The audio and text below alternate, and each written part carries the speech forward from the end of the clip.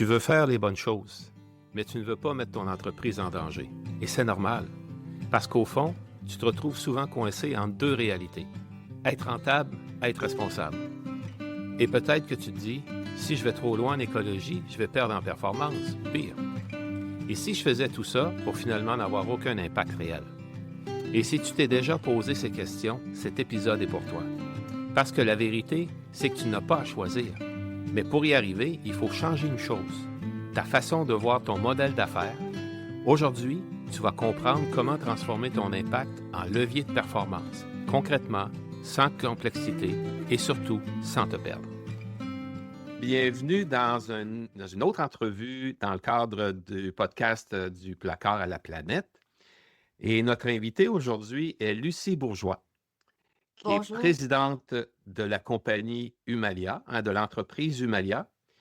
Et jusqu'à maintenant, dans tous les podcasts qu'on a fait, on a parlé beaucoup de bilan carbone, on a parlé beaucoup, bien entendu, de Régitex, parce que c'est avec l'entreprise avec laquelle j'ai travaillé pour la construction de ce bilan carbone. On a vu que le bilan carbone est un outil pour prendre de meilleures décisions, pour mesurer notre impact environnemental, même social, jusqu'à un certain point, parce qu'on peut mesurer, par exemple, le télétravail qui est effectué dans une entreprise, on peut mesurer le covoiturage qui se fait dans une entreprise et mesurer l'impact environnemental qu'on a là-dessus. Et pour construire ça, les entreprises, souvent, se sentent seules. Mais par contre, il y a des entreprises comme Humalia, qui est l'entreprise que Lucie, finalement, a créée. Et cette entreprise vient aider les entreprises, les PME, les OBNL, les compagnies privées, peu importe, à justement prendre de meilleures décisions. Et j'aimerais débuter un petit peu par le CV de Lucie. Lucie, en plus d'être présidente fondatrice d'Humalia, Lucie apporte plus de 20 ans d'expérience à titre de cadre supérieur au sein de grandes multinationales canadiennes et internationales, tant en planification stratégique, en gestion du changement, en gestion des ressources humaines et en responsabilité sociale des entreprises. C'est au cours de ces années et avec sa connaissance fine des organisations qu'elle a développé des outils et des méthodes uniques et très pragmatiques pour ancrer l'engagement sociétal des entreprises dans les stratégies d'affaires. Elle détient une expertise pointue dans l'art d'allier les objectifs stratégiques et sociétaux des organisations en plus d'une grande habileté à mobiliser et susciter l'engagement des différents acteurs envers un impact sociétal et organisationnel. Que de beaux mots, comme je dis à Estelle dans l'entrevue du 17 juin, que de beaux mots. Mais là, ici, j'aimerais vraiment, Lucie, que tu nous expliques un peu tout ça parce que il y a beaucoup d'expérience dans ce que j'ai lu ici. Il y a beaucoup d'expertise, mais on va essayer comme un peu de déchiffrer tout ça aujourd'hui, puis comment ça vient aider les entreprises dans la vie de tous les jours. Donc, bienvenue, Lucie. Merci beaucoup. Ça fait plaisir d'être là aujourd'hui, Gaëtan. Excellent. Donc, j'aimerais un peu, Lucie, qui est-ce qui est Lucie? Hey, c'est une bonne question. Bon, l'introduction, c'est comme le truc plus formel, mais moi, j'ai grandi en me questionnant beaucoup sur le rôle que moi, je peux jouer dans la société, qu'est-ce que moi, je peux apporter. Puis j'ai travaillé 20 ans, comme tu disais, dans des grandes multinationales, à travailler surtout des transformations organisationnelles. Donc, que Oui. ça passe par la stratégie, que ça passe par les ressources humaines, que ça passe par des fusions-acquisitions. J'ai travaillé beaucoup là-dedans. Puis les 5 dernières années, j'étais vraiment motivée à regarder le rôle de l'entreprise où j'étais comme acteur de changement dans la société. Parce qu'en fait, ce que OK. je faisais beaucoup, c'était des transformations au sein de l'entreprise, mais je me disais, à l'extérieur de l'entreprise, on est qui? On sert à quoi pour la société, à part donner des emplois puis créer de la richesse? OK. Donc, je me suis beaucoup questionnée là-dessus et en parallèle avec ces rôles-là que je jouais dans l'entreprise privée, j'ai été sur des conseils d'administration d'ONG internationales qui faisaient du bien, qui travaillaient beaucoup dans des pays en développement ou qui travaillaient dans des pays ici au niveau de la santé. Puis j'avais ce sentiment que l'entreprise joue un rôle dans la société, ces fondations, ONG jouent un rôle, mais en quelque part, je trouvais qu'ils ne se parlaient pas puis qu'ils ne travaillaient pas beaucoup ensemble. Puis je me disais, moi, en étant responsable de la responsabilité sociale de l'entreprise au niveau global de mon entreprise où j'étais, j'essayais de les faire travailler avec l'autre entreprise, l'autre ONG sur lesquelles j'étais sur le board, sur le conseil d'administration. Puis c'était difficile.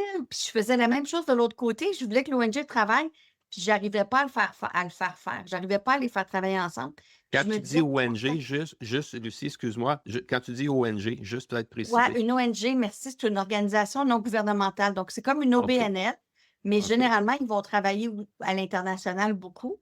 Puis, oui, ce qui se passe, c'est que je me posais comme question, mais moi, dans l'entreprise où je suis, j'ai plein de ressources.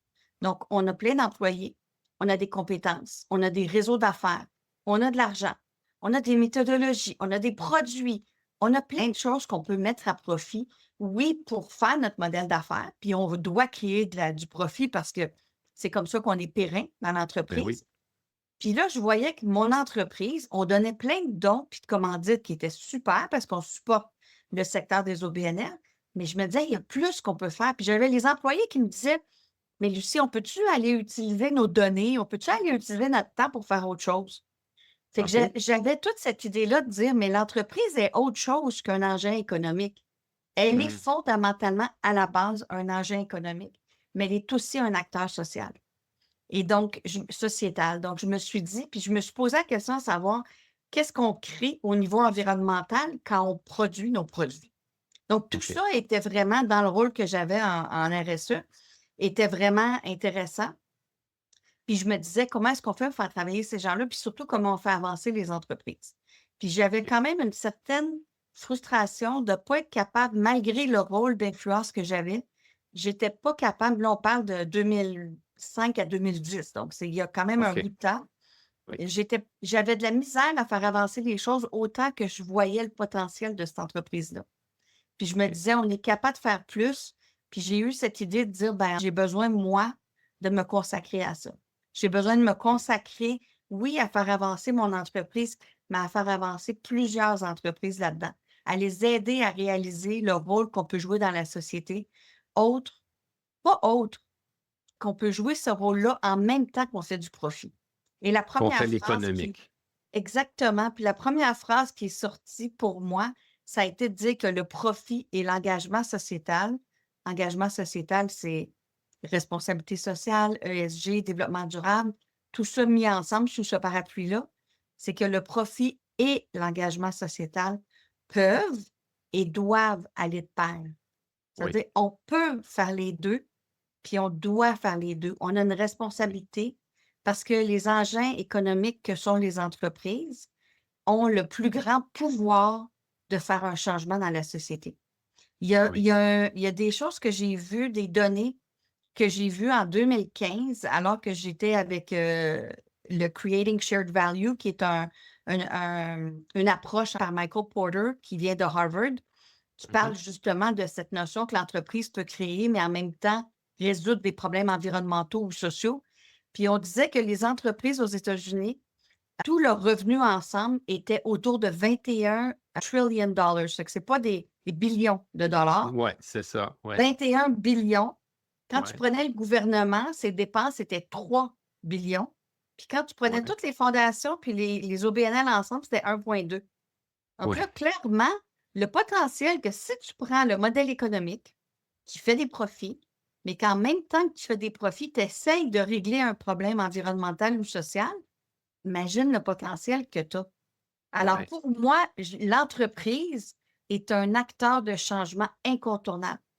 Non seulement l'entreprise est présente dans les communautés, elle embauche les gens dans les communautés. Donc, ces gens-là ont envie, ce travail passe 40 heures de leur vie ou 35 heures de leur semaine à oui, travailler. Puis, au-delà de ça, bien, cette entreprise-là, elle va chercher des ressources qui viennent de la planète Terre. Elle les oui, transforme et elle les vend. Donc, elle a oui. cette responsabilité-là de s'assurer qu'elle fait bien les choses. Donc, Ah, pour moi, cette idée de dire, mais on est un acteur de société. On n'est pas juste là pour que moi, je m'en mette dans mes poches comme actionnaire. ouais, Oui, je dois m'en mettre dans mes poches parce que c'est essentiel que je fasse du profit. Puis, il ne faut pas non plus voir le profit comme étant mauvais. Le profit est bon. C'est grâce au ouais, profit que je réussis à investir dans d'autres choses, que je réussis à tout à fait. investir dans l'innovation pour que mon modèle d'affaires continue. Puis si mon Oui, modèle d'affaires il est positif, puis je crée de la valeur, oui, pour les actionnaires, mais aussi pour l'environnement, pour les employés, pour les clients, pour la société, pour les communautés. Hey, je suis en train d'être un modèle d'affaires vertueux qui Oui, est capable de créer du positif sur plein d'aspects, pas oui. juste pas juste sur l'économique. Donc, c'était ça mon idée. C'est une longue réponse, je m'excuse. C'était ça Oui, mon oui, mais idée. écoute, C'était dans ta réponse, écoute, dans ta réponse, je vois tes études, tu as quand même t'as une maîtrise en management des hautes études oui. commerciales et un baccalauréat en relations industrielles de l'Université de Montréal. Fait que dans ta réponse, j'ai vu l'ensemble de cette base, l'aspect humain, mais l'aspect aussi affaires. Tu as Oui, parlé d'OBNL, tu as parlé d'entreprises privées, le profit ou les surplus qu'on appelle dans les organisations à but non lucratif, les OBNL, ben, les oui. surplus, il faut en avoir. Ah oui, Et c'est pas mauvais d'avoir des surplus, oui, mais c'est la qualité des surplus qu'on a qui fait que peut-être ça fait oui. une différence. Puis à La qui ça en qualité, bénéficie, exactement. puis ouais, puis à quel point on s'en sert pour améliorer le sort de notre société. Oui, C'est vraiment ça, de notre planète puis de notre société. Fait que moi, ça a OK. été le moteur, puis j'ai démarré Humalia en 2012 Oui, suite après avoir fait un burn-out. OK.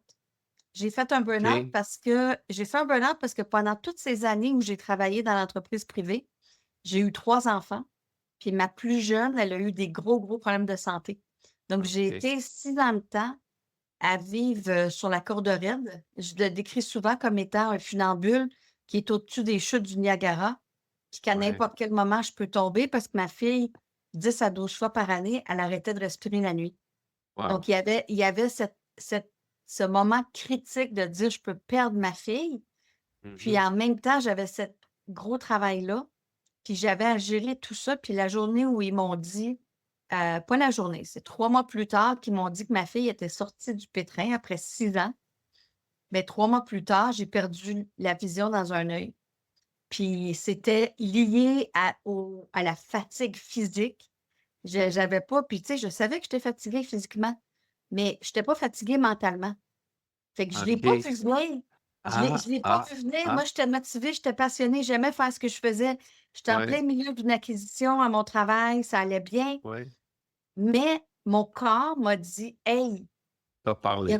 il m'a parlé, il a commencé à me dire des petits trucs en me disant: «Lucie, tu es fatiguée». Après, j'ai eu des maux de tête, puis à un moment donné, paf, j'ai perdu la vision dans l'œil et j'ai été obligée de m'arrêter. Donc je dis que c'est un burn-out, c'est un épuisement physique complet. Un épuisement. Un Ouais. épuisement, puis ça m'a amené à dire: «Hey», parce qu'à travers les 8 dernières années avant que j'étais sur des conseils d'administration, j'avais ce conflit de sens. Donc oui, Oh, j'étais dans une entreprise où j'avais beaucoup d'influence. J'étais capable on a eu des moments difficiles dans ces entreprises-là où on a dû mettre à pied beaucoup de gens, puis je pense qu'on le fait de la meilleure façon humainement possible. Mais en même temps, je savais que je voulais que cette entreprise-là soit plus que ce qu'elle rêvait d'elle-même. Elle rêvait, là, de faire des profits.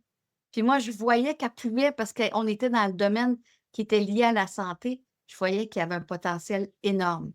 Puis je me disais: «Je veux aller là». Fait que ce conflit de sens m'a amené pendant que je récupérais, m'a amené à me dire: «OK, là, j'ai 40 ans. Qu'est-ce que je veux pour la suite de ma vie? Qu'est-ce que je veux laisser derrière? Qu'est-ce que je mmh. veux? Pourquoi je veux me battre?» Me battre entre guillemets, c'est pas me battre là physiquement là, mais Non, pourquoi non. est-ce que moi, Le but. qu'est-ce qui me parle? Oui, puis qu'est-ce qui me Ouais, parle profondément? Puis ce qui me ouais. parlait profondément, c'était de faire en sorte que ces entreprises-là, qui ont envie, qui sont prêtes, puis qui veulent faire un impact, aussi petit soit-il, mais qui ont envie de contribuer, puis de réfléchir à leur façon de fonctionner parce que moi, je venais avec un background de stratégie. Donc, comment est-ce que la stratégie de mon entreprise considère que je veux faire du profit, puis je veux me positionner sur le marché, puis je veux être le meilleur dans mon industrie et qu'en même temps, je transforme quelque chose dans la société. Fait que la notion de transformation pour moi était vraiment importante et donc j'ai démarré Humalia d'une part avec ces besoins-là pour les entreprises, mais d'autre part avec mon besoin personnel, existentiel de faire du sens, d'en prendre mes compétences puis les utiliser pour autre chose. Ouais. Et Ça a de été comme ça. construire à partir de cette base. Exactement. Tu sais, j'avais pas oui, j'étais responsable de la RSE, ça faisait 5 ans que j'étais responsable de la RSE, mais j'avais pas nécessairement les compétences que j'ai aujourd'hui en développement durable, puis parce qu'on a bâti énormément de stratégies, puis on fait beaucoup de veille, on se forme énormément, tout ça. J'avais pas tout ça à ce moment-là, mais je savais que ce que je voulais, c'était de mobiliser, d'engager, de donner envie, de rendre possible ce que les gens me parlaient. Parce que, tu sais, les gens, même les hauts dirigeants, ben oui, on regarde le profit, mais chaque individu, dans le fond, il a envie de laisser une bonne marque derrière. Oui, C'est pas tout à vrai. fait. On a cette perspective que l'entrepreneur, tout ce qu'il veut, c'est faire de l'argent. Hey, il va Mmh. dire ça.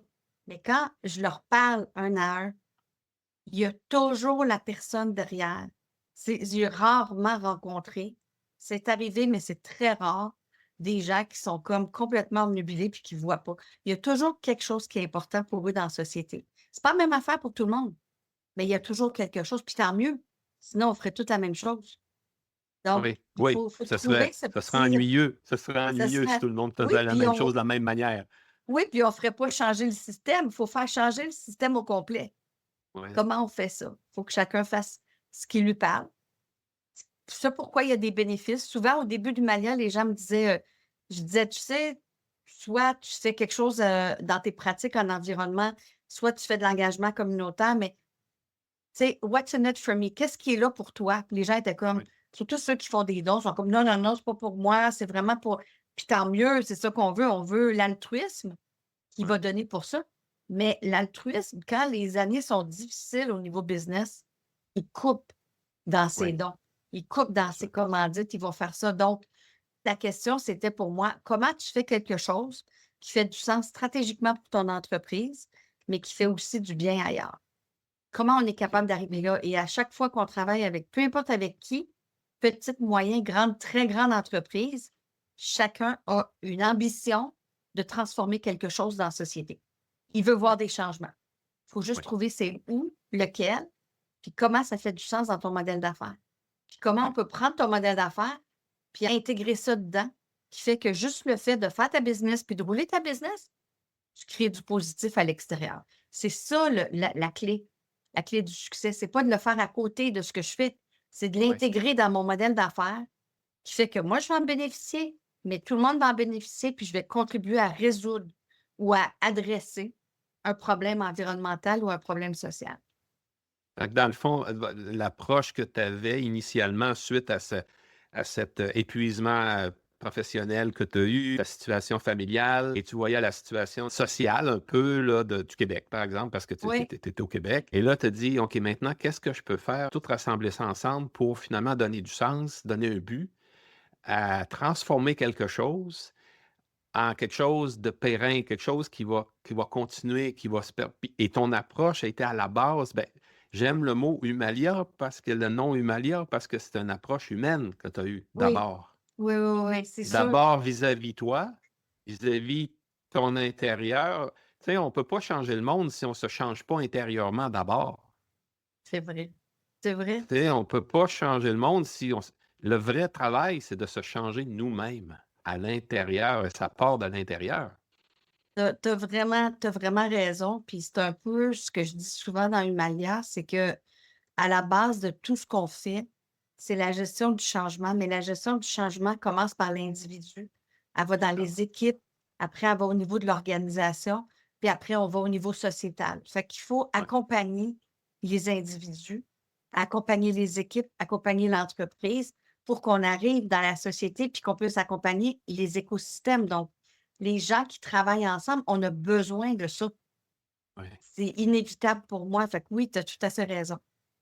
Ouais, parce qu'une entreprise, que ce soit une entreprise privée ou, au BNL, une entreprise fonctionne avec des gens, des personnes qui ont des Exactement. rêves, qui ont des aspirations, qui ont Oui. des intentions. Puis votre rôle un peu Humalia, c'est d'aller vers ça, j'imagine, comme tu as expliqué. Tu as parlé ensuite de ça au niveau de l'individu, dans l'entrepreneur, par exemple, ensuite de ça au niveau Oui, des équipes, ensuite de ça au niveau extérieur, sociétal. Mais oui, il reste que ça part de l'intention de l'entrepreneur, par exemple. Bien, c'est sûr que l'intention de l'entrepreneur est très importante. Parfois, c'est pas toujours là qu'on commence. Tu sais, parfois, on va OK. commencer, ça va être une solution pragmatique. OK. Quelqu'un va dire: Une «Hey, moi là, problématique X. absolument, j'ai une problématique». C'est souvent comme ça que ça commence, OK. sauf quand j'ai la chance de parler avec des si je parle avec des entrepreneurs ou des présidents ou des gens qui sont sur ce qu'on appelle le C-suite, là, ben ces gens-là, on va arriver rapidement à parler de ce qu'ils rêvent, ce qu'ils voient, c'est quoi l'ambition de l'entreprise, mais c'est quoi le Ouais. positionnement de l'entreprise sur le marché. Mais ça arrive souvent, ça va être, genre: «Ben écoute, moi, je fais des appels d'offres, puis on me demande ce que je fais en développement durable, puis je ne sais pas quoi dire, j'ai pas de J'ai rien à stratégie». répondre. OK. Ouais. Puis on me demande parce qu'il y a des critères de ce que je dois rencontrer, je ne sais pas comment. Donc là, OK, c'est bon, on prend ça. Mais c'est sûr qu'on ne va pas juste lui dire: «Voici ta feuille de route». On va Non, le non. sensibiliser, on va l'amener avec Ouais. nous, on va faire qu'il comprenne qu'il y a un rôle, il y a un rôle à jouer. On va l'amener à comprendre que sur son modèle d'affaires, il y a des impacts positifs qu'il crée. Quand tu fais bien ta santé sécurité, tes employés sont protégés, sont en santé, c'est positif, mais il y a Ouais. des impacts négatifs. Tu sais, quand tu promènes tes camions sur la route, tu crées des gaz à effet de serre. Il y a un côté négatif là-dessus. Quand tu extrais tes ressources naturelles du sol pour l'environnement, c'est pas bon. Donc, comment tu fais ça? Donc, il y a du positif, il y a du négatif. Puis, en bout de ligne, quand tu es une entreprise, tu as ce qu'on appelle des parties prenantes. Les parties prenantes, c'est quoi? Ben, c'est des gens ou des organisations sur qui toi, tu impactes de par ce que tu fais, tes activités, ou que eux t'impactent. Tu sais, tes consommateurs, là, Oui. tes clients, ils t'impactent dans leur façon de Oui. voir les choses. Donc, il faut regarder un peu qu'est-ce que je crée sur ces parties prenantes-là. Donc, tout ça, comme je disais, il peut avoir des problématiques. Ah, ben oui, moi, j'ai des matières résiduelles qui s'en vont à l'enfouissement. Qu'est-ce que je peux faire pour les revaloriser ou les réintégrer dans la boucle en termes d'économie circulaire? Donc, il y a beaucoup de problématiques spécifiques où ça commence. Mais c'est sûr qu'on va régler cette problématique-là, mais on ne vient pas comme un consultant qui va te dire quoi faire puis qui s'en va. Notre but à nous, c'est vraiment d'utiliser cette opportunité-là pour sensibiliser, pour transférer nos compétences. Donc, on a vraiment une approche, comme je disais, en gestion de changement qui est très forte parce que notre but, c'est que tu n'aies plus besoin de nous. Souvent, ça fait rire les gens, ils disent: «C'est drôle, tu sais, tu regardes pas ton modèle d'affaires». Bien, crois-moi que quand tu as cette approche-là, les gens, ils reviennent. Mais ils reviennent pour les OK. bonnes raisons. Ils Oui, c'est reviennent ça. parce que tu leur as appris des choses. Puis là, il y a des parce qu'en développement durable, c'est tellement large, il y a des choses qu'ils ne savent pas comment faire, puis ils reviennent pour faire des trucs pointus, ce qui est parfait parce que ça nous donne l'opportunité de faire le suivi avec eux.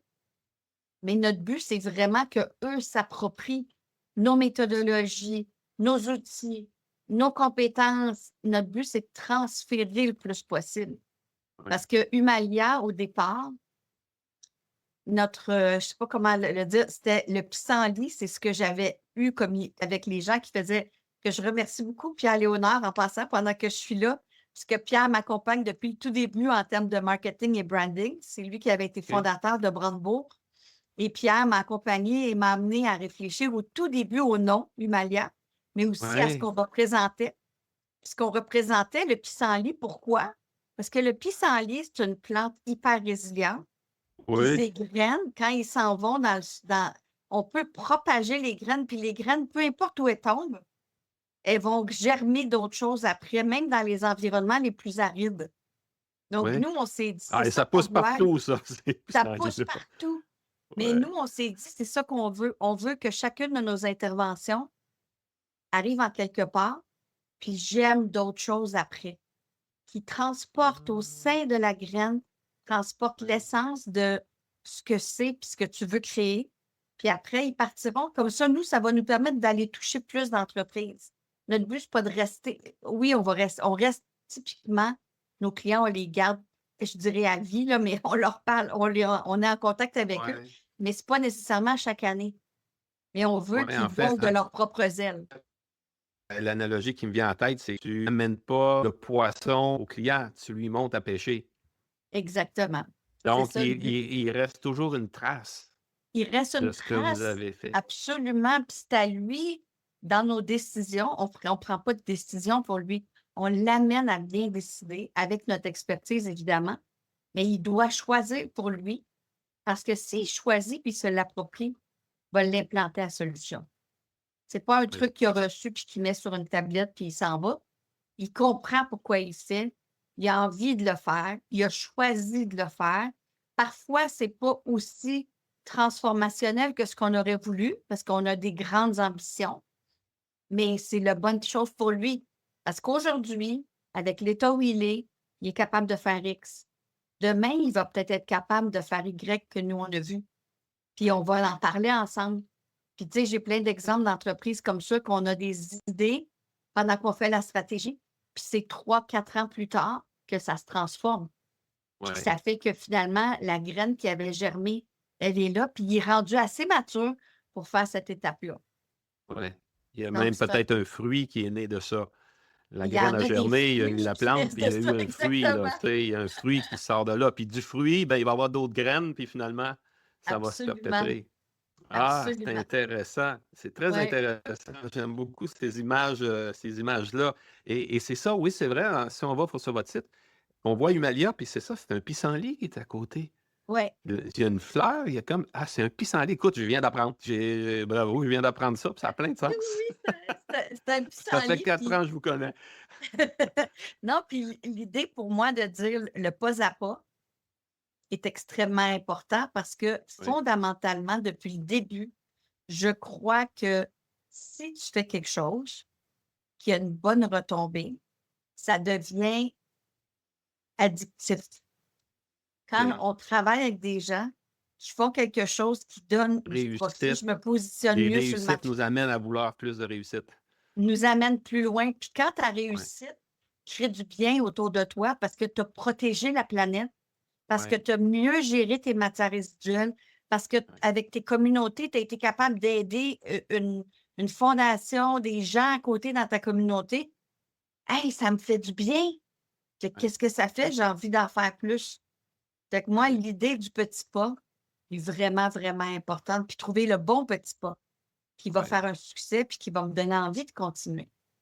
oui, oui. Ouais. C'est vraiment intéressant. Écoute, ça me rappelle toujours un peu, un jour, j'ai eu mon entreprise et les gens avec Oui, qui je travaillais, ils me disaient tout le temps: «Gaétan, tu sais, les méthodes qu'on développe ici, justement, à prendre plus soin, à moins gaspiller et tout ça, ben, on l'amène chez nous, dans notre vie exact. à la maison». Puis j'ai Absolument. eu j'ai eu beaucoup, beaucoup d'implications des gens qui disaient: «Ben, je fais ça chez nous, pourquoi je ne le ferais pas à l'usine?» Absolument. Ah oui, oui, oui, tout à fait. et et c'est C'est là, là que tu ça vois? Oui, vient oui. créer cette richesse sociétale. Tu sais, on voit que là, Oui, c'est et là, on a comme des buts communs, on a comme des façons de faire qui sont communes parce qu'on communie ensemble dans des solutions ben oui, on le fait chez nous, pourquoi je ne le ferais pas à l'usine? Et ça, je me débarrasse pas de ça comme ça chez nous, je le réutilise, mais pourquoi je ne le fais pas à l'usine? Et vice-versa. oui, puis tu sais, il y a quelque chose que tu dis qui est vraiment important. Cette notion de je disais au début que dans une entreprise, on est une communauté. On est des employés qui travaillent ensemble pour un but commun. Oui, On n'arriverait pas à faire l'entreprise sans tout le monde parce que chacun joue son rôle. C'est oui, pareil dans la société. L'entreprise est un des acteurs. Et l'entreprise travaille, il y a les consommateurs, il y a les clients, il y a ses fournisseurs, il y a le gouvernement qui met les règles en oui, place. Et tout cet écosystème-là, si on n'est pas, les problèmes les plus complexes auxquels on fait face, ils ne se résolvent pas par l'entreprise seulement. Alors, l'entreprise, puis ça, c'est l'autre grosse conviction que j'avais quand j'ai démarré Humalia. J'en parlais au début avec les OBNL, les ONG, puis l'entreprise, c'est qu'il faut travailler ensemble. Il faut collaborer ensemble parce que d'une part, quand tu es tout seul, ça devient décourageant à un moment donné parce que ça ne marche pas tout le temps. Tu sais, il y a des hauts et des bas. Puis deuxièmement, c'est qu'il y a des compétences que tu as besoin pour réussir. Donc, le fait de se mettre ensemble, puis j'ai bâti Malia avec cette conviction très profonde, puis ça s'est vraiment traduit, oui, auprès des entreprises avec qui on travaille, mais aussi dans notre propre engagement sociétal, où on s'est dit que oui, nous, on peut pas aider des entreprises à réaliser tout ce qu'on fait, puis à mieux prendre soin de la planète, puis à mieux prendre soin de la société, sans que nous, on a nos propres actions. Donc, on a voulu faire la même chose, puis on l'a fait avec toutes les mêmes croyances, du pas à pas. La oui, croyance de mobiliser l'individu, les groupes, les organisations, les écosystèmes. C'est comme ça qu'on travaille aussi dans ce que nous, on fait au niveau de notre propre engagement sociétal. Ouais, vous êtes, le pas à pas, un peu comme une tortue. Une tortue, ça l'avance, mais ça recule jamais. Mais le pas qui est fait, il est C'est un solide. pas de gagner, C'est un exactement. pas gagné, on le perdra pas. Parce que des fois, on Oui, peut avoir tendance à aller très rapidement, à faire plusieurs pas, mais finalement, on recule après, donc on gagne absolument rien. oui, puis, tu sais, souvent, les entreprises me disent, particulièrement les PME, ils vont me dire, tu sais, moi, je suis une petite entreprise de 100 employés, je peux pas faire grand-chose. Puis moi, je me dis toujours, mais il y a toujours quelque chose aussi petit, on est tout petit, Malia. Il y a quelque chose que tu possèdes, des compétences, des ressources, ton réseau, etc. Ça peut être mis à profit, même si c'est d'un petit objectif, c'est un premier objectif que tu auras fait. Puis une fois que Oui, tu auras réussi ça, ça va te donner envie de faire le prochain, puis tu vas continuer à le faire. oui. Fait que moi, j'y crois vraiment à ça. Bon, écoute, c'est intéressant parce que là, tu parles, tu aides les entreprises, comme je disais un peu, vous êtes un peu la conscience des entrepreneurs, dire, ben, telle chose, est-ce que tu le fais? Est-ce que c'est la bonne décision, tu crois? Puis poser beaucoup de questions, l'amener Oui, les gens, les équipes à se poser des questions finalement qu'on ne se posera pas parce qu'on est tout le temps pris à tous les jours dans nos affaires, puis on est si occupé, puis on est si. oui, Donc, vous venez un peu comme la conscience, vous venez aider. Donc, tu aides les entreprises à former leurs équipes, à aller dans le sens-là. Mais toi, tu as une équipe avec Humalia. Tu as une oui, équipe. ben oui. J'ai une belle équipe, une Tu très as une belle belle équipe. équipe. Peux-tu me parler un petit peu de Oui, ton équipe? ben, je suis chanceuse d'avoir une magnifique équipe qui s'est bâtie au fil des ans. Puis comme j'expliquais, c'est que en tout ce qui a rapport au développement durable, c'est tellement large le développement durable. Tu sais, on parle de côté social, communauté, les employés, les clients, les fournisseurs. On parle d'un point de vue environnemental, évidemment, la planète. Donc, comment est-ce qu'on diminue nos impacts qu'on crée sur la planète?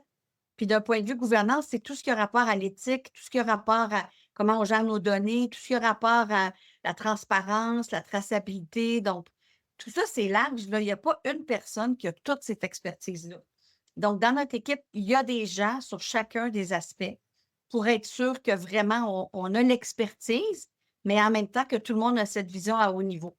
Mais ce qui est clair dans l'équipe, c'est que tout le monde a ce désir d'avoir l'aspect business. Donc, on n'est pas juste responsabilité sociale, même si c'est le cœur de notre métier, c'est le cœur de ce qui est notre raison d'être, mais il faut que ça fasse du sens avec l'entreprise. Donc, Oui. on ne vit pas dans un monde imaginaire que c'est juste wow, il faut juste faire avancer les choses. Il faut que ça fasse du sens dans le contexte de l'entreprise, puis que l'entreprise bénéficie de ça. Que ce soit de façon opérationnelle, on coupe des coûts, que ce soit de façon positionnement au niveau du branding, au niveau du sens, que les Mhm. employés sachent qu'il y a du sens, donc, etc. Économique, évidemment, je l'ai déjà mentionné. Donc, c'est Ouais, ça. éliminer souvent, qu'est-ce qu'on va parler aux entrepreneurs? Éliminer le gaspillage, hein, les intrants que tu as, Oui, ben, tu les as payés, mais s'ils ne ressortent pas au bout, c'est parce que tu les as gaspillés en quelque part. Donc, exact, souvent, exact. ça, le mot économique va souvent Il accrocher. parle beaucoup. Ben oui, Il il parle parle beaucoup. beaucoup, c'est normal. Les Oui, entreprises dépendent de profit. Puis justement, ça m'amène à une réflexion. On va remonter un petit peu d'un niveau, dans le sens que on entend tous les jours, s'il y en a qui écoutent Radio-Canada, RDI, il y a une émission qui s'appelle Zone Économie à tous les soirs et oui, on parle strictement et uniquement d'économie, mais aussi on parle d'aspect social, on parle d'aspect, oui, on vient toucher à l'ensemble des choses que l'économie peut venir avoir un effet. Et on parle souvent du PIB, on parle tout le temps du PIB, hein, du produit intérieur brut. Et souvent, la question est soulevée, mais est-ce que le PIB, encore aujourd'hui, est l'outil, sans doute est encore bon, mais est-ce est-ce qu'il est encore adapté à tout ce oui. qu'on vit? Bien, clairement, le PIB est essentiel parce que le Mhm, PIB, c'est l'économie. Puis comme je disais tout à l'heure, sans argent, tu peux pas faire avancer les choses. Fait que c'est essentiel d'être pérenne, c'est essentiel de faire des profits parce que c'est comme ça que tu innoves puis tu avances. Mais c'est un outil incomplet. Moi, c'est mon avis. incomplet. C'est un outil qui est incomplet, qui manque des aspects. Dans le PIB, on ne voit pas est-ce qu'il y a un bien-être des employés, de la société. On ne voit pas la santé des écosystèmes. On ne voit pas est-ce qu'on a détruit la planète pour être Mhm, capable de faire de l'argent. C'est pas dans le mhm, PIB. Il n'y a aucun indice de cohésion sociale. Fait que quand tu OK. regardes ces éléments-là, tu te rends compte que le PIB, il est bien pour bâtir une économie. On en a absolument besoin. Mais il y a des œillères, il y a Ouais, des choses qu'ils ne voient pas. Puis ouais, aujourd'hui, je pense, avec la globalisation, avec les enjeux auxquels on fait face, sociaux, avec les enjeux qu'on fait face au niveau de, tu sais, le fait qu'on est global, qu'est-ce que ça fait? Ça fait que mm, quand je suis une entreprise du textile, ma chaîne d'approvisionnement n'est pas au Québec, elle est ailleurs dans le monde. non, tout à Fait que fait. si elle est ailleurs dans le monde, là, comment on le voit pas parce que c'est loin de nous, mais on traite des gens. Tu sais, on a juste Ouais, à penser à la tragédie de Rana Plaza en 2012, qui oui, avait vraiment, qui a eu l'effondrement d'édifices, puis qui a tué plus oui, de oui. 1100 travailleurs, si je ne me Ça, trompe pas, c'était au Bangladesh, je crois, au hein? Bangladesh. Au Bangladesh. Bangladesh. Puis, Oui, tu sais, c'était loin, mais il y avait plein de marques canadiennes qui utilisaient ces usines-là. oui, Mais on ne le voit pas parce que c'est loin. Donc, nos oui, chaînes d'approvisionnement sont opaques. On ne oui. réalise pas que le fait de donner de l'argent à une entreprise pour faire un service pour nous ou pour créer un produit, bien, on affecte la vie de gens qui sont peut-être loin de nous, mais on affecte Oui. la vie de ces gens-là. On Ce sont ne des sait humains comme pas nous. sur des humains comme nous qui nous paraissent loin de nous, mais Oui. honnêtement, quand tu les rencontres, ces gens-là sont comme nous, là, tu voudrais, c'est des frères, c'est des sœurs, c'est des mères, c'est des pères.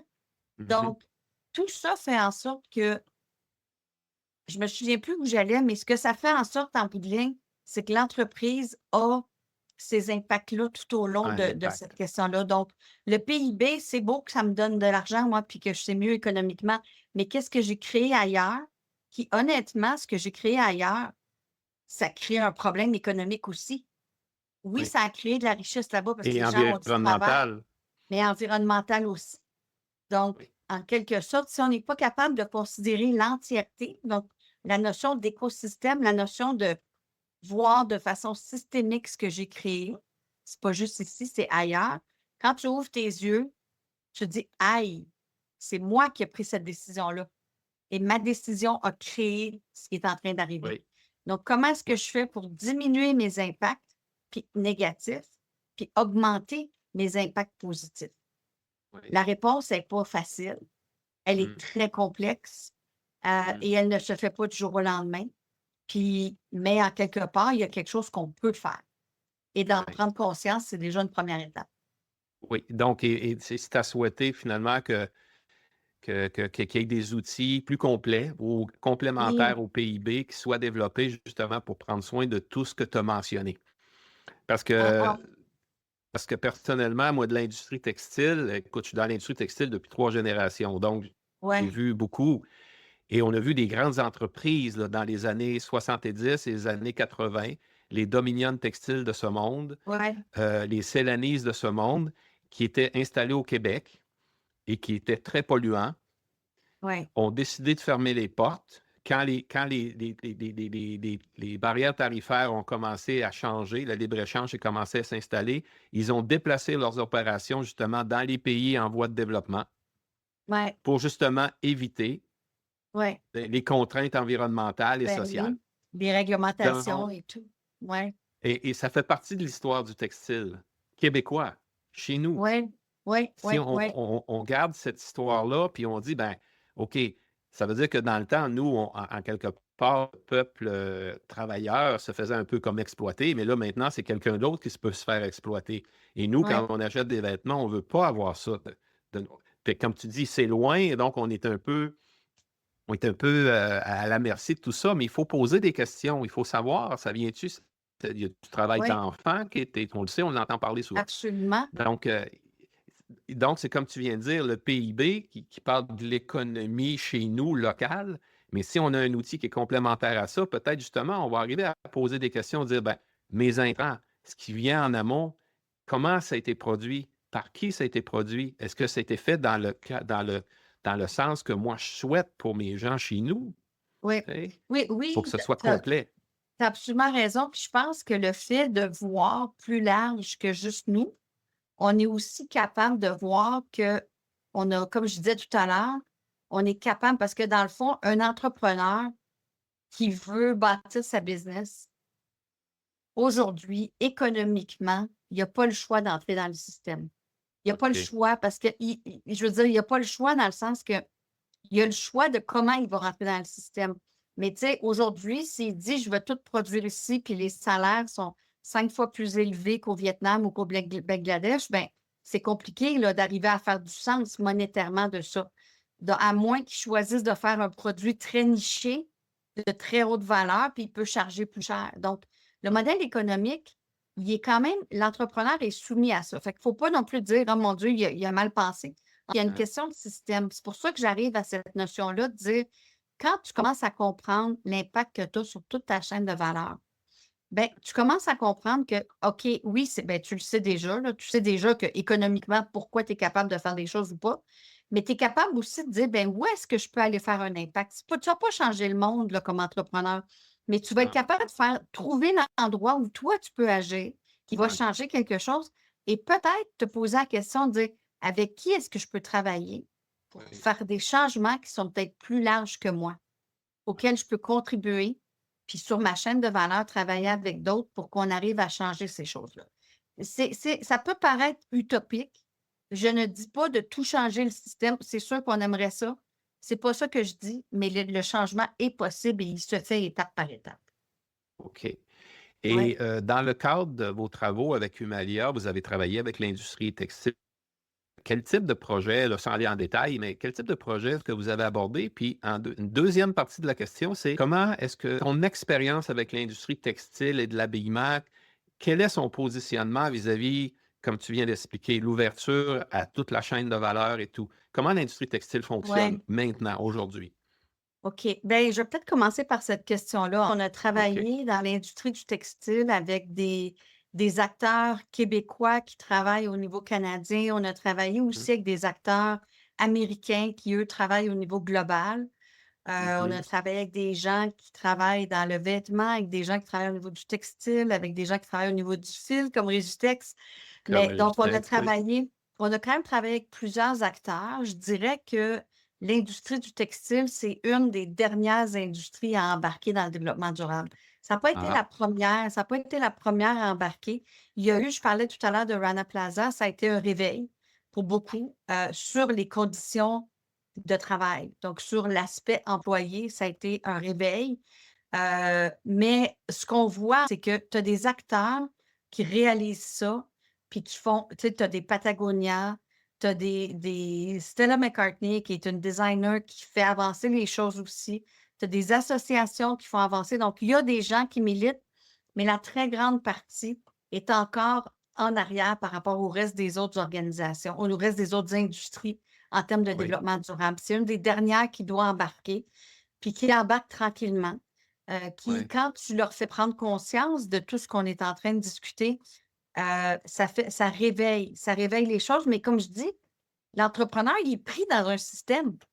Fait que c'est Oui, dur quand tu es pris dans le système de dire qu'est-ce que je peux faire. Fait que c'est pour ça qu'il faut décortiquer les choses, puis regarder c'est où mon pouvoir. C'est où mon pouvoir? C'est quoi, sur quoi que j'ai du contrôle?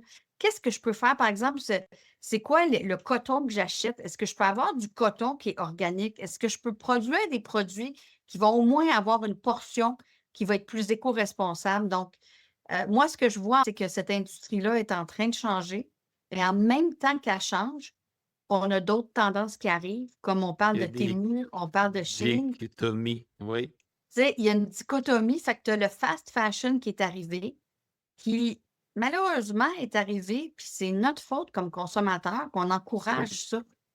Donc, en quelque part, j'ai toujours la question de l'entrepreneur, il dit: «Mais Lucie, si j'avais pas de consommateurs, je produirais pas ça». Puis Mhm. le consommateur dit: «Ben oui, mais on me l'offre à un prix qui est mieux, fait que je vais le prendre». Elle Oui, est où la tu sais, c'est comme l'œuf et la poule, là. Où est-ce oui, qu'on commence? Bien, chacun a sa responsabilité. Moi, c'est ma réponse, là. Chacun a sa responsabilité, puis c'est pas une réponse qui va arriver. Il faut que tout le système au complet bouge. Fait qu'il faut oui, qu'on sensibilise les consommateurs.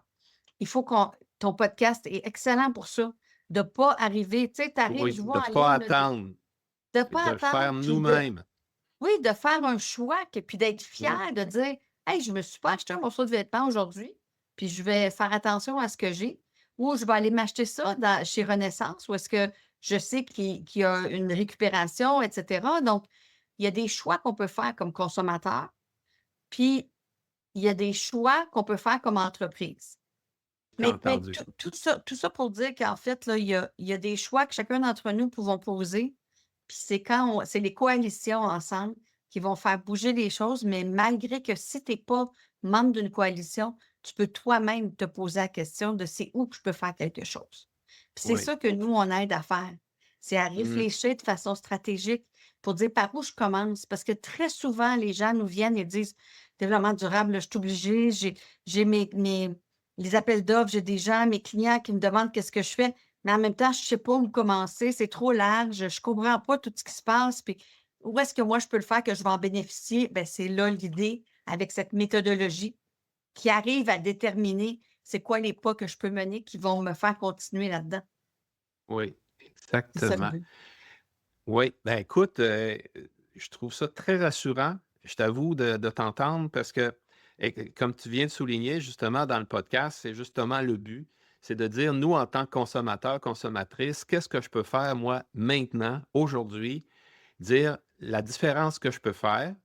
Et on en parle souvent aussi de dire, ben, si moi je fais cette petite partie-là et que mon voisin fait la même chose et que mon autre voisin fait la même chose, ben, en quelque part, on a un impact immense. Estelle, Marcotte-Jonca, qui travaille avec toi, ben, l'a souligné ça, Oui, dans le podcast du 17 juin passé, justement que c'est ces petits pas, comme tu as mentionné, mais c'est aussi l'agrégat de toute l'addition de tout ce ah, qu'on fait un petit peu à tous les jours ensemble qui fait la différence.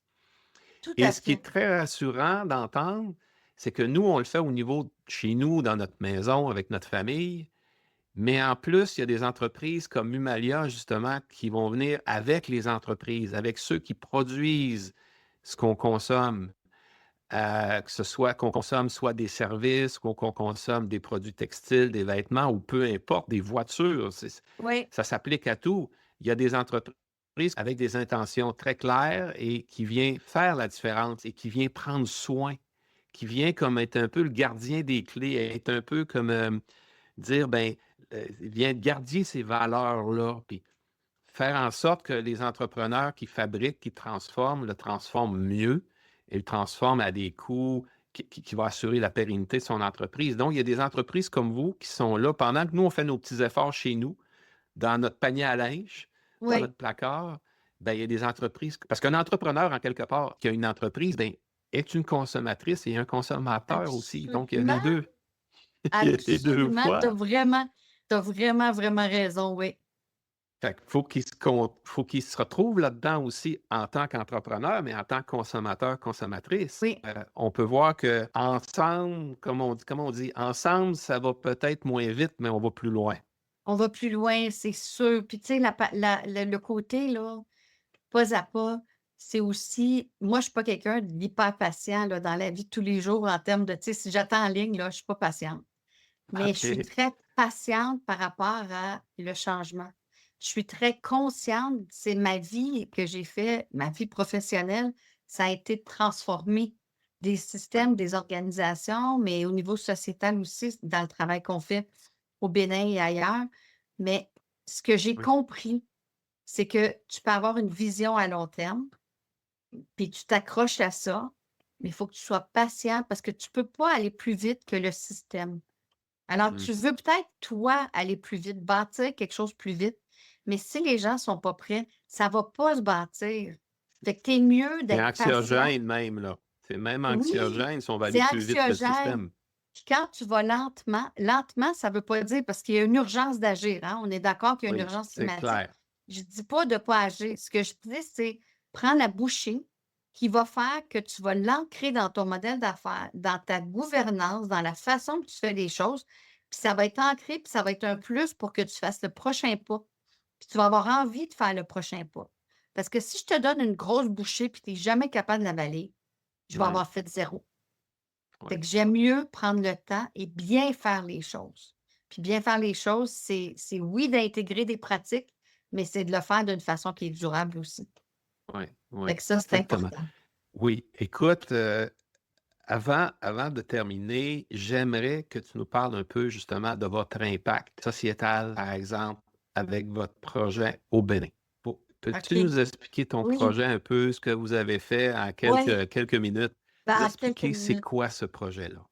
C'est une communauté au Bénin qui est venue me voir au tout début du Malia, là. Je venais de démarrer, là, j'étais là. Puis cette communauté-là nous a demandé de les aider, en fait, à intégrer. C'est une communauté de 180 000 personnes qui vit sur un lac, donc vraiment Mmh. particulier. Beaucoup d'enjeux environnementaux, hein, vit sur l'eau, Mmh. avec de l'eau polluée, a des enjeux sociaux parce que les gens gagnent moins de 2 $ par jour, a des Ouais. enjeux de gouvernance. Donc, en gros, là, vraiment beaucoup d'enjeux dans cette communauté-là. Nous a dit: «Viens nous aider à ce qu'on travaille mieux avec les entreprises parce qu'on ne travaille pas avec les entreprises aujourd'hui». Et on s'est dit, ben, la même chose que je disais plus tôt, tu sais, moi, je démarrais, là, j'avais presque pas de revenus encore, mais je me suis dit: «Ah, mais j'ai quelque chose, j'ai mes compétences, j'ai l'équipe qui a des compétences différentes de moi. Qu'est-ce qu'on est capable de contribuer à eux dans la perspective où nous aussi, on est un acteur sociétal?» Et on a commencé à travailler avec eux et ça a donné depuis 2012 qu'on travaille dans cette communauté-là, où est-ce on les a aidés à faire leur vision, hein, territoriale. Donc ça a été l'idée pour qu'ils commencent stratégiquement avec qui on est puis où est-ce qu'on veut aller. On a fait leur plan de développement communal, donc avec eux, leur plan stratégique de la communauté. On a aidé à mettre sur pied un écosystème de partenaires, donc la mairie avec les 60 ONG, les 60 OBNL, si on peut dire, de la commune, mais également avec tous leurs partenaires techniques et financiers, les ONG internationales, les UNICEF, tout ça. Comment est-ce qu'on se rassemble pour qu'en fait, les projets qu'ils amènent dans la commune ne soient pas des projets qu'eux ont envie de mettre, mais qui sont basés sur le plan de développement qu'on a fait.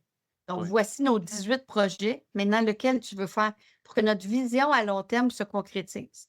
On a fait ça et ça nous a amené au premier grand projet.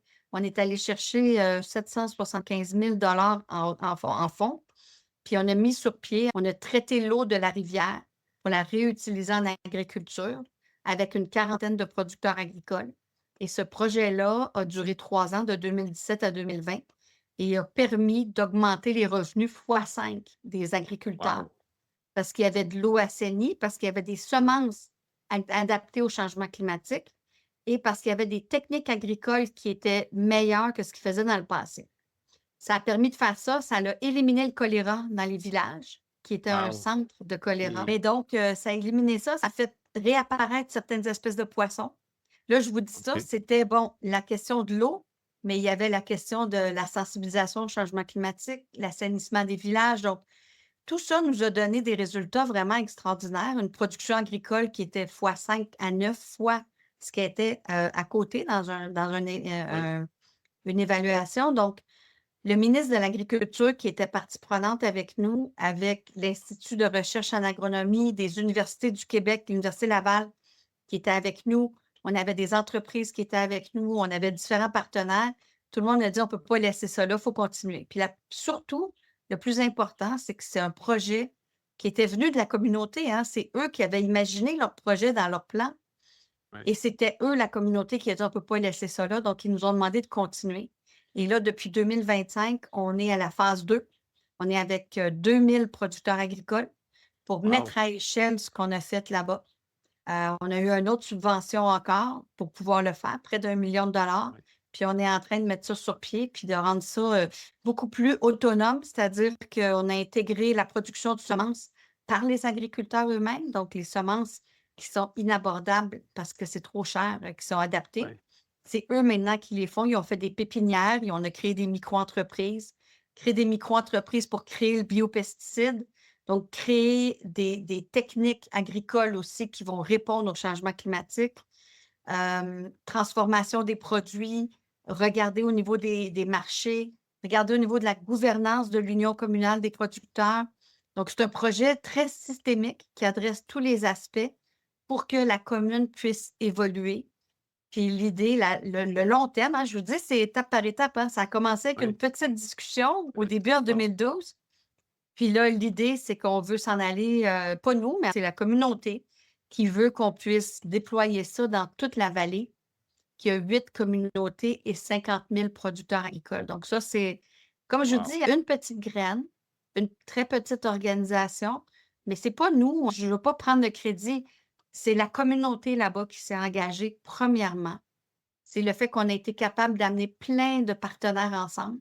Donc, les partenaires institutionnels, le ministère de l'Agriculture, l'Agence territoriale de développement agricole, la mairie, l'Union communale des producteurs, donc les communautés, les gens des villages avec les chefs de village, les entreprises privées, les universités. Donc, on a l'Université du Québec à Chicoutimi aussi, qui est impliquée avec nous au niveau de l'analyse genre, l'Université d'Abomey-Calavi. Donc, on forme un groupe, un consortium de plein de partenaires qui chacun amène sa réponse. Puis nous, notre travail, Wow. c'est de faire ce beau puzzle-là, de le mettre ensemble, de s'assurer que tout le monde est aligné, qu'on regarde la même vision, puis qu'on avance un pas à la fois, puis qu'on modèle, on modifie notre approche selon ce qu'on apprend. Donc, c'est vraiment adaptatif, mais avec cette grande vision à très long terme que ça puisse toucher 50 000 producteurs agricoles. Donc, Wow. c'est le projet d'agriculture qu'on a avec eux. Puis en parallèle avec ça, ben, la communauté nous a demandé de s'impliquer de façon philanthropique. Donc, on a commencé il y a 8 ans, en 2018, on a commencé à bâtir une école avec eux. L'idée, c'était une classe. Puis je ne m'étais pas engagée à plus que faire une classe. Puis là, notre rôle, c'est vraiment d'aller chercher de l'argent. Donc, on est vraiment là pour chercher l'argent. Puis on a mobilisé ici autour de 300 donateurs. Puis là-bas, ils sont autour de 200 bénévoles qui aident à bâtir l'école avec leur temps, avec leurs outils. Certains sont payés, certains ne le sont pas. Mais grâce à ça, on a bâti une classe par année qui a terminé l'école primaire. Puis cette école Mhm. primaire-là ça fait 3 ans que 100% des élèves graduent le primaire. Et dans cette communauté-là, il y a juste 46% des filles et 56% des garçons qui graduent le primaire. Donc, cette école que moi, j'avais pas la vision de l'école pour vrai. Je voulais pas m'engager à plus qu'une classe au début. Mais encore une fois, ce que je vous disais au début, quand tu fais quelque chose, tu vois l'impact, c'est concret. Il y a Ouais. des gens qui vont à l'école, qui n'allaient pas à l'école avant, qui ne seraient jamais allés, mais tu as envie de Ouais. continuer. Puis là, j'ai un Ouais. groupe de 5 partenaires avec nous qui se sont engagés pour faire le secondaire. Et on est rendu à le premier étage est terminé, va être terminé cette année de l'école secondaire. Donc, c'est l'idée. Encore une fois, un petit pas à la fois, avec juste ce qu'on a.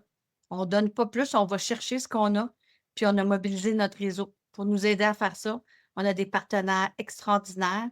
Papillon MDC, qui est une entreprise, NTD Apparel, qui est une entreprise dans le domaine du vêtement, Telio aussi.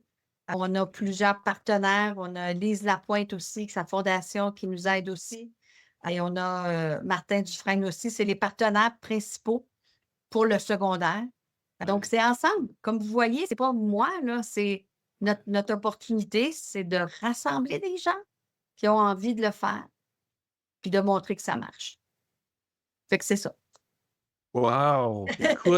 Écoute, tout ça à partir d'un épuisement professionnel, d'un Exactement, c'est besoin de vrai. transformation, d'une intention humaine, du Ouais. nom Humalia, et que finalement, de fil en aiguille, parce qu'on parle de termes textiles ici, on parle de fil en Ouais. aiguille, De fil en a aiguille, c'est bon! créé de fil en aiguille, a donné peut-être du fil à retordre en s'en allant. C'est bon! Oui, c'est vrai!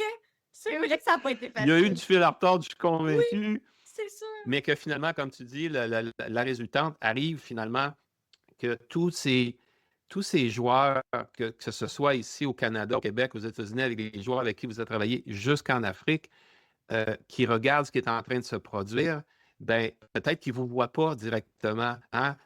Vous êtes vraiment à l'arrière d'eux, en train de Oui, tout vous à êtes fait. en train de les aider. Donc, en quelque part, vous êtes vraiment comme cette conscience qui dit tout le temps, hey, est-ce que tu le fais comme il faut? Je vais parler à Humalia, je vais parler à Lucie, je vais parler à l'équipe Oui, pour justement nous aider. Donc, c'est très rassurant de voir qu'il y a ça. On n'est pas tout seul chez nous, comme je disais, on n'est pas tout seul chez nous. oui. Il y a des gens à l'arrière qui travaillent. Est-ce que je peux rajouter une dernière chose Bien qui est sûr, importante parce que c'est pas nous qui aidons. Tu sais, souvent, on a cette perspective que, mon Dieu, OK. Maria, tu aides beaucoup. C'est eux qui nous aident. Les Ben, projets sur lesquels on c'est travaille, ça. pourquoi? Parce que nous, on a la chance de travailler dans cette communauté qui est réelle, puis on teste tous nos modèles qu'on fait avec les entreprises ici. Fait OK. qu'en quelque sorte, notre engagement communautaire qu'on fait là-bas, là, quand je travaille avec une entreprise puis qu'on parle d'engagement communautaire, bien, on le fait depuis 15 ans. Quand je Ouais. parle de changement climatique, je le vois là-bas. Quand je parle d'agriculture régénératrice, je le fais. Donc, c'est Ouais. pour moi, on gagne encore plus que ce qu'on donne. Ça, c'est vraiment Ouais. important. Puis, c'est pas C'est juste, très on bien. gagne au niveau d'entreprise parce qu'on gagne en Oui. termes de nos méthodologies, notre expertise. Mais évidemment, j'ai pas besoin de le dire, on gagne au niveau du cœur parce que les Oui. relations qu'on a bâties, puis le fait de sentir qu'on est partie prenante de quelque chose qui change la vie des gens, ça, Oui. c'est extrêmement motivant. Fait qu'on a une chance extraordinaire de Ouais. s'être accueillis dans cette communauté. Tout à fait. Puis Tout à qu'eux, fait. ils sont qu'on Exactement ça. travaille ensemble vraiment, là. Ouais. Et je Ouais. tenais à le Ouais. dire, je tenais à le dire. Ouais, ben, c'est très bon point. Ça démontre comment on est en relation dépendante les uns et les autres. Les uns apprennent à l'autre et vice-versa. Et souvent, Absolument. quand on enseigne, souvent on reçoit plus qu'on donne. Ah Parce oui, c'est la même chose. qu'on a ce privilège d'enseigner à quelqu'un ou de montrer quelque chose à quelqu'un et il n'y a rien de plus valorisant que d'aider quelqu'un à montrer ce qu'on sait. Et c'est de là le transfert de connaissances, transfert de compétences, ça fait partie de tout ça. Et on sent que toute cette bienveillance est présente. Et c'est très rassurant d'entendre ça. OK? Ben, Donc, merci. je te remercie, Lucie, énormément pour ta générosité d'avoir partagé avec nous quelques-uns de tes accomplissements personnels et professionnels. Et longue vie à Humalia. Tu n'as pas besoin de tout comprendre, tu n'as pas besoin de tout changer, mais tu ne peux plus ignorer l'impact que tu as. Parce que ton entreprise influence déjà tes clients, tes fournisseurs, la planète. Que tu le veuilles ou non, la différence maintenant, c'est que tu peux choisir de la piloter. Pas parfaitement, mais intentionnellement. Alors, au lieu de chercher la grande solution, pose-toi cette question. Quel est le prochain levier simple dans mon entreprise? Un seul, celui qui va créer de la valeur pour toi et autour de toi. Parce que c'est comme ça que les entreprises évoluent et c'est comme ça qu'elles restent pertinentes.